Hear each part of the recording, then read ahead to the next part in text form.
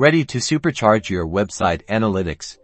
Let's dive into setting up Google Tag Manager after you've already got your GA4 set up, giving you even more control over your data. First, make sure your GA4 property is ready. You'll want to head into your Google Analytics account and check that your GA4 property is tracking data. Verify that your GA4 is up and running. This will ensure a strong foundation for integrating GTM from within GA4. Keep track of your measurement ID. You'll need it in a moment. Now, let's jump into Google Tag Manager.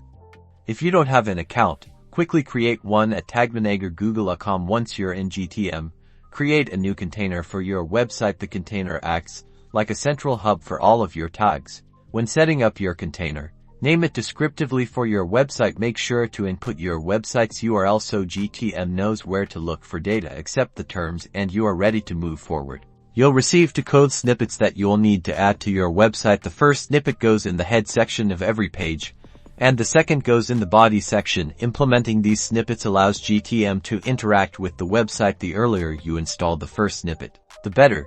This enhances data tracking. Then comes the crucial step, setting up your GA4 configuration tag. In GTM, create a new tag. Choose Google Analytics GA4 configuration as the tag type. Now, paste your measurement ID you grabbed from GA4 into the appropriate field. Next, set up the trigger. Select all pages. This tells GTM to fire the GA4 configuration tag on every page of your website. This will then send data to GA4. Finally, preview, publish, and celebrate. Test your setup using GTM's preview mode to make sure everything works correctly. If it does, submit your changes and publish.